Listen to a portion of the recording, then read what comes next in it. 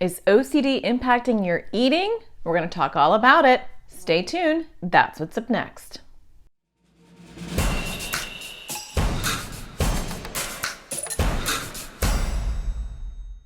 Hi, my name is Natasha Daniels. I'm a therapist and make videos for people with anxiety and OCD. And today I want to talk to you about something really serious, which is when OCD starts to hijack your eating. Then it becomes a whole different game, because when it impacts your eating, then it's impacting your physical health, and that can get scary pretty quickly. So I'm going to talk to you about how that happens and what to do about it. But before I get started, don't forget to subscribe, hit the bell so you get notified, because I do make new videos every Thursday. All right, let's talk about this. So it can show up in many different ways, and this isn't sensory. So there are people who don't like lumps and bumps in their food. They have texture issues. They don't like things that are chewy. And they've had those things since toddlerhood. It's a sensory issue. We're not talking about that. We're talking about something that happens over time. It's something that develops with your OCD.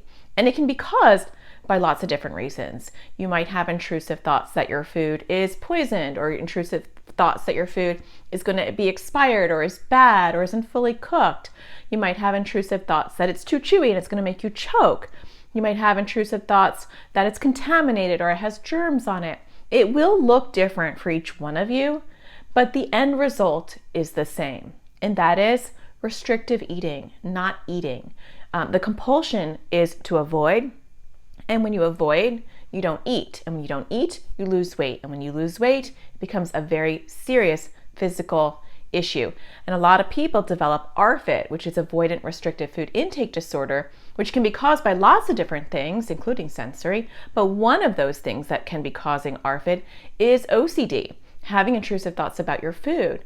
And so what I want to help convey today is that it's not one of those things that you can skirt around. A lot of times OCD will bargain with you like a big bully, and it will say, just check your food, make sure that it looks okay, and I'll keep you safe. Or it might say, ew, that smells funny, don't eat that. That looks funny, don't eat that. I'm just trying to help you out. And you might even think, if I just listen to what my OCD says, I will, just in case I'll be safe, just in case I won't get sick, or I won't choke, or I won't blah, blah, blah.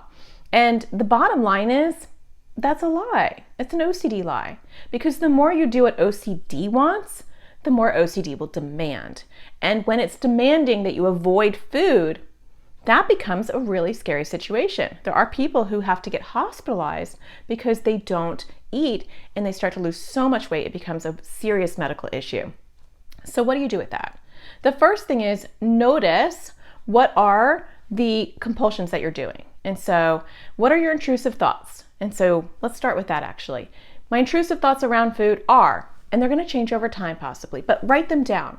Get a piece of paper out, write 2 columns. Here are my intrusive thoughts about food or feeling. It could be just disgust, things that look this way disgust me, or it could be part of your OCD theme. It might be about choking or about germs or about getting sick or about throwing up. It could be any of those things and others that I haven't mentioned. So write your intrusive thoughts or themes. And then on the next column, write down what your compulsions are around food. So avoidance is often one of them. So that's a compulsion. I avoid. So avoidance. And some of the common ones, although it can be different for each person, can be overanalyzing and checking your food. It can be over chewing your food. It can be spitting out your food. It can be drinking a large amount so that you don't choke, or you wash out the germs, whatever it is for you.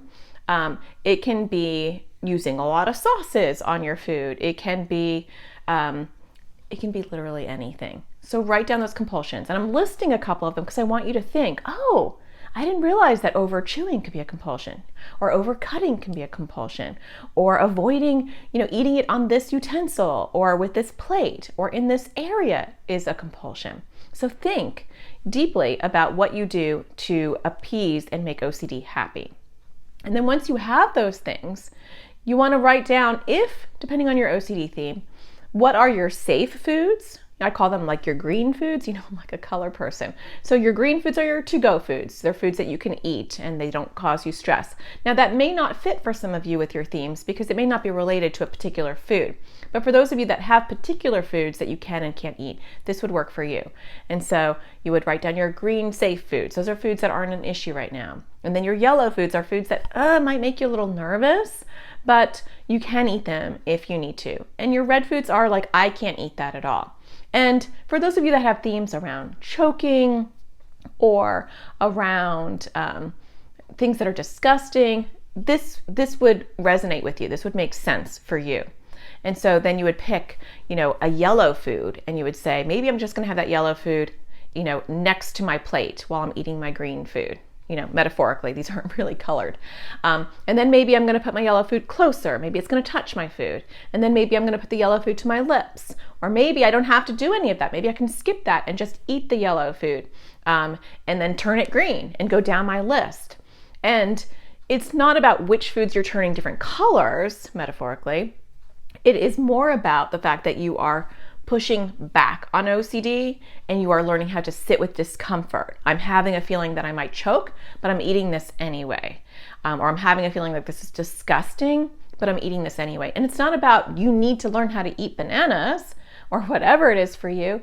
It's that you need to learn how to sit with the discomfort that OCD might make you feel. It might make you feel nauseous when you eat, if you have emetophobia, the fear of throwing up. And so it's not related per se to a particular food. Or there might be certain foods that feel worse for you than other foods. And if you don't have particular foods, but you have issues around germs or contamination, then you might make a list of things that are really scary for you and really uncomfortable, all the way down to things that aren't that uncomfortable. And so if maybe eating in the kitchen is really, really, really high on your, stress scale, then maybe you start eating next to the kitchen, and then you move systematically closer to the kitchen over time. I can't give you specific examples for you because there are literally millions and millions of examples based on your own individual, in particular OCD, which looks very different for each person.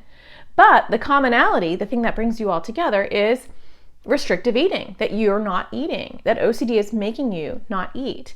And out of all the things that OCD can make you do or not do or, drive you crazy with, eating is one of the scariest. And so if you are working on OCD on any level and your eating is being affected on any level, you want to work on that first, because eating is a really slippery slope and it's a dangerous thing that OCD attaches itself to. And it's a top priority to work on no matter how small of an issue it is. And so think about examples of how you can walk towards your discomfort. And it might be small baby steps. It might be big steps. It might be like, Natasha, this isn't even that big yet. But yet is the key word. And so if you're like, yeah, I've got a whole bunch of OCD themes and, sometimes I check my food and I'm looking for little specks in it. And, it's not big on my issues, but it is there. Then work on it, because overnight it can change. Within a week, it can dominate your life, because if you're not eating for 2 or 3 days, it can become a medical issue. And so think about what you can do. Say, I'm checking my food. Maybe I'm going to pull back my checking and I'm not going to check my food. Or if that's too scary, maybe I'll check my food only once, instead of really thoroughly.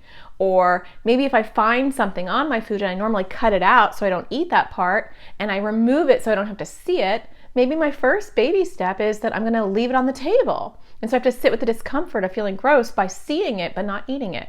Or maybe I can do that and that's easy. So maybe I'll take it and I'll lick it. I'm not going to eat it because it's too big. It's too hard for me, but I'm going to lick it.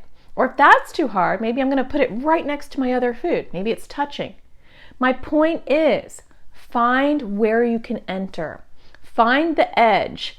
And the edge is, it's not over the cliff. You're not going to hyperventilate. You're not going to stress out. It's on the edge. It's making you very uncomfortable, but you can do it.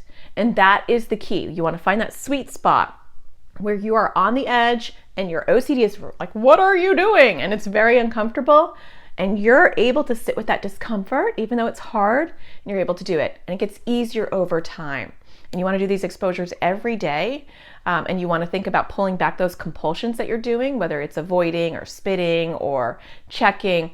You're pulling back those compulsions while you're also doing exposures where you're pushing it and you're doing things that make OCD uncomfortable on purpose. I know it is hard. My son has ARFID. We deal with this on a daily basis. I get it. I get the struggle. And I also get how serious it can be. So I hope that you found this helpful, and good luck with your eating. Just take it one day at a time and you'll start to make progress. Hope you find that sparkle in everything you do, and I'll talk to you again next Thursday. Take care.